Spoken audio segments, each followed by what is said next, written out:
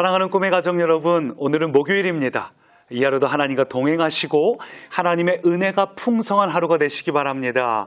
특별히 오늘 저녁에 저녁 집회 자리 꼭 함께 해주세요. 우리 주일에 무엇이 지혜인가를 나눴지요? 지혜가 무엇입니까? 지혜는 분별력입니다. 선택과 집중입니다. 분주하고 해야 될 일이 많은 오늘 요즘 같은 시대에 무엇을 선택하고 무엇에 집중해야 될지, 그래서 사자처럼 앞을 향해 달려갈 것이 무엇인지 그 분별력이 지혜입니다. 오늘 하루도 살아가면서 무엇에 집중해야 될지, 또 오늘 저녁도 예배의 자리에 왜 우리가 집중해야 될지 분명히 알고 살아가는 복 있는 하루 되기를 소망합니다. 오늘 말씀도 주일의 말씀하고 연장선상인데요. 오늘 말씀은 욥기 31장 1절부터 23절까지의 말씀입니다. 오늘 말씀 보니까 욥이 나는 다른 사람들처럼 범죄하지 않았다. 나는 다른 사람들과 좀 구별된 삶을 살았다. 그걸 강조합니다. 본문 보니까 2절 하나님께서 내리시는 분깃과 기업을 이야기하고요. 4절 하나님이 내 길을 살피시고 내 걸음을 세신다. 6절 하나님 나를 공평한 저울에 달아보신다. 14절 하나님 나에게 심판하실 거다. 이런 일 때문에 욥은 함부로 범죄하지 않았다는 거예요. 그래서 결론적으로 23절 보니까 나는 하나님의 재앙을 심히 두려워하고 그의 위엄으로 말미암아 그런 죄를 지을 수 없었다고 말합니다. 위엄이란 단어가 NASB 성경에서는 Majesty로 기록하고 있어요.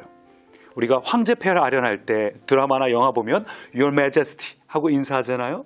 이 Majesty, 하나님의 위엄, 하나님의 영광 때문에 내가 함부로 범죄할 수 없었고 나는 구별된 삶을 살았노라고 욥은 고백합니다. 이걸 다른 말로 하면 뭘까요?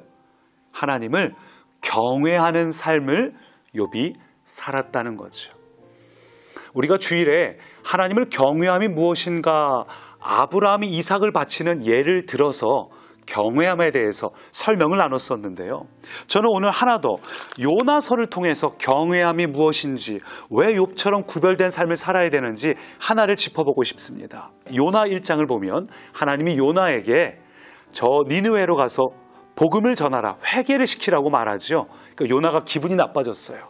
니느웨는 지금 우리를 가장 괴롭히는 저 적군의 수도인데 내가 왜 적군을 도와야 돼? 기분이 나빠져가지고 하나님을 피해서 다시스로 가는 배로 내려갑니다. 그리고 큰 풍랑을 만나게 되죠.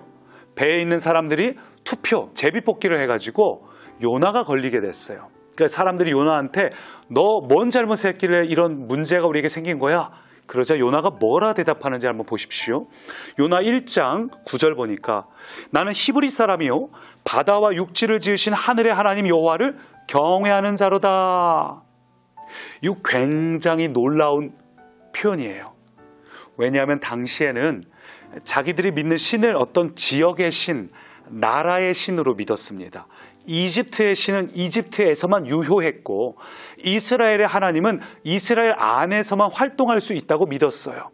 근데 요나는 뭐라 말합니까? 내가 믿는 하나님은 그런 분이 아니야. 내가 믿는 하나님은 바다와 육지를 지으신 하늘의 하나님 여호와를 내가 경외하는 사람이야. 해놓고 그 다음 이어지는 10절 자기가 하나님의 여호와의 얼굴을 피함인 줄을 말하였다. 하나님을 경외한다고 해놓고 정작 행동은 하나님을 피합니다. 있을 수 없는 일이죠. 마치 베드로가 주여 그럴 수 없습니다 라고 말한 것처럼 서로 양립할 수 없는 단어예요. 여호와를 경외하는데 여호와를 피했더라. 이 어떻게 가능한 일입니까? 경외한다면 순종해야죠.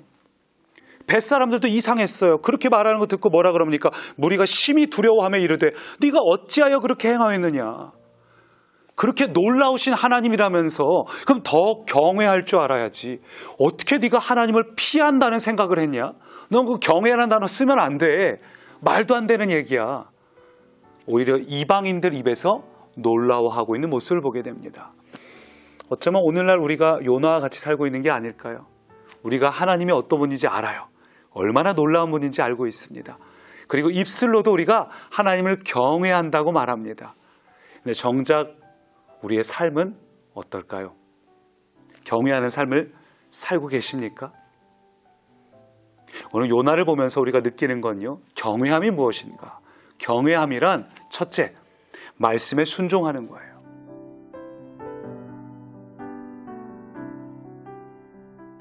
요나는 하나님의 말씀에 순종하지 않았습니다. 왜요? 자존심 때문에. 적국의 수도인 니느웨에 가서 복음을 전하라고? 기분 나빠요. 당한 게 얼마나 큰데. 우리는 하나님 말씀에 잘 순종하지 못하는 이유가 자존심 때문에, 희생하고 싶지 않아서. 여러분, 경외함이란 내가 하고 싶지 않아도 그 하나님 말씀에 순종하는 것입니다.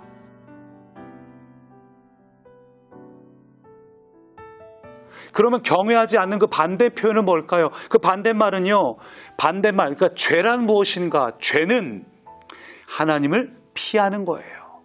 요나가 하나님을 피했다. 하나님의 얼굴을 피했다. 아담과 하와가 죄를 짓고 제일 먼저 뭘 했습니까? 하나님의 얼굴을 피했어요. 이 사람들이 하나님을 피해서 동쪽으로 가서 시날 평야에서 거기서 바벨탑을 세웁니다. 하나님의 얼굴을 피하는 거죠. 요나도 하나님의 얼굴을 피했다. 그럼 반대로 하나님을 경외하는 자의 특징은 뭘까요?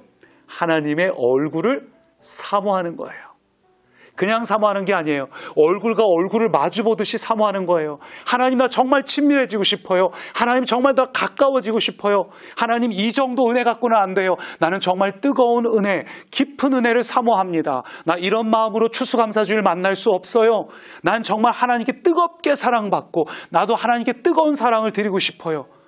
정말 하나님과 얼굴을 마주하고 싶은 간절한 갈망함, 그것이 하나님을 경외하는 마음입니다. 여러분에게 이 경외하는 마음이 있으신가요? 오늘 저녁 집회 꼭 오십시오. 가급적이면 현장에 와서 우리 하나님을 사모하는 마음으로 예배드리기를 원합니다. 얼굴과 얼굴을 마주하듯이 다윗이 그 마음을 사모했던 것처럼, 하나님, 내가 오늘 정말 하나님을 경외합니다. 얼굴과 얼굴을 마주하는 정말 소중한 예배를 드리시고, 이 하루도 하나님의 말씀에 민감하게 순종할 수 있는, 내 자존심 내려놓고 하나님의 이 자부심이 되는 모든 꿈의 가족 되시기를 축원합니다. 살아계신 하나님, 요나처럼 하나님의 말씀을 피해서 숨어버리는 사람들이 많은 이 시대에 나의 자존심을 내세우는 자가 아니라 하나님께 순종해서 하나님의 자부심 되는, 또 하나님의 얼굴을 사모하는, 하나님을 경외하는 요나와 같은, 욥과 같은 사람 되게 하옵소서. 예수님 이름으로 기도합니다. 아멘.